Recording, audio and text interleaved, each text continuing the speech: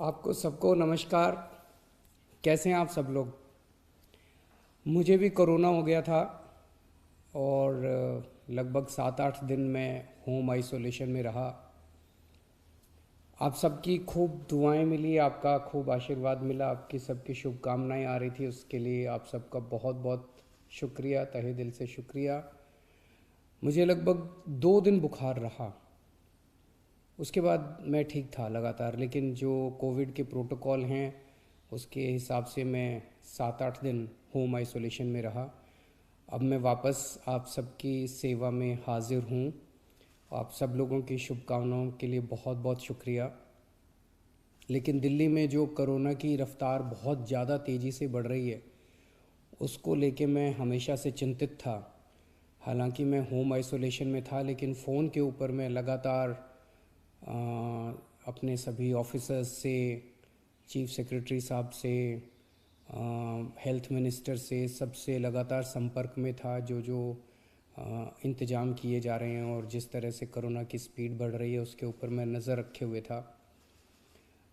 दिल्ली के अंदर जो कोरोना की, पूरे देश में कोरोना बहुत तेज़ी से बढ़ रहा है, दिल्ली में भी बहुत तेज़ी से बढ़ रहा है। रफ्तार बहुत ज़्यादा तेज़ है। मैं देख रहा था कि कल वाला जो हेल्थ बुलेटिन था उसमें लगभग 20,000 के करीब केसेस आए थे, और आज शाम को जो हेल्थ बुलेटिन आएगा उसमें लगभग 22,000 केसेस, पिछले 24 घंटे के 22,000 केसेस आएंगे।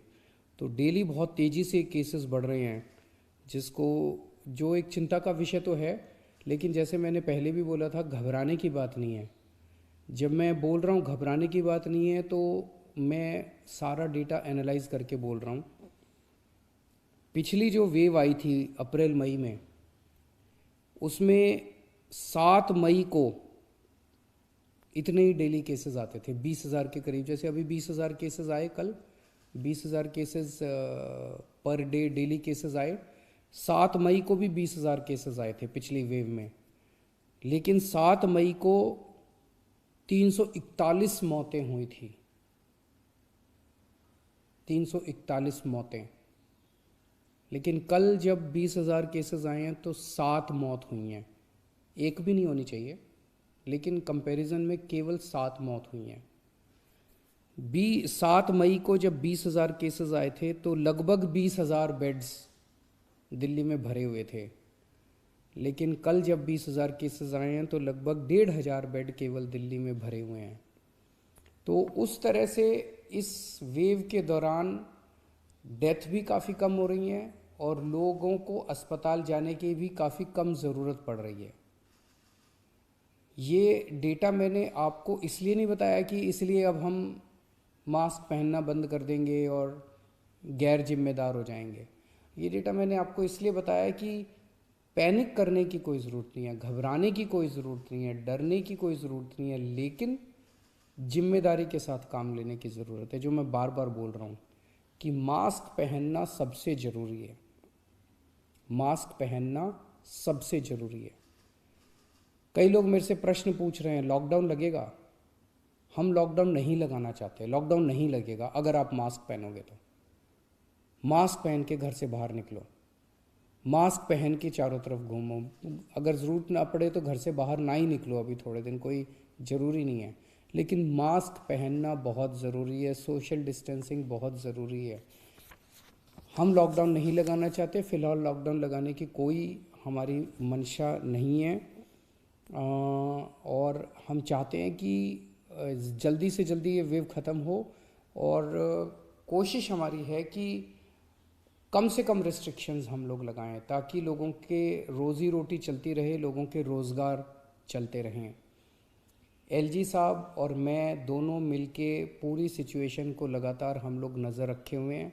कल हमारी डीडीएमए की दोबारा मीटिंग है, उस मीटिंग में एक्सपर्ट्स के साथ फिर से हम रिव्यू करेंगे सिचुएशन को कि क्या और करने की ज़रूरत है, नहीं है। केंद्र सरकार से लगातार हम लोग संपर्क में हैं, केंद्र सरकार से भी हमें पूरा सहयोग मिल रहा है। तो सब लोग मिलके, मैं, एलजी साहब, हमारे सारे ऑफिसर्स, केंद्र सरकार, सब लोग मिलके सिचुएशन के ऊपर नज़र रखे हुए हैं और सिचुएशन को कंट्रोल किए हुए हैं। पहले भी हम सब दिल्ली वासियों ने मिलके कोरोना की इतनी बड़ी इतनी खतरनाक लहर थी जो अप्रैल वाली थी, उसको हमने पार पा लिया, तो इस लहर को भी हम लोग पार पा लेंगे। चिंता करने की ज़रूरत नहीं है, लेकिन जिम्मेदारी के साथ काम करने की ज़रूरत है। और जिन जिन लोगों ने वैक्सीन नहीं लगवाया, प्लीज़ जाके वैक्सीन ज़रूर लगवा लीजिए। वैक्सीन लगाने से मतलब ये नहीं है कि करोना नहीं होगा, लेकिन करोना अगर हुआ तो आपको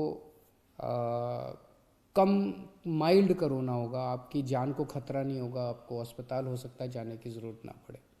नमस्कार।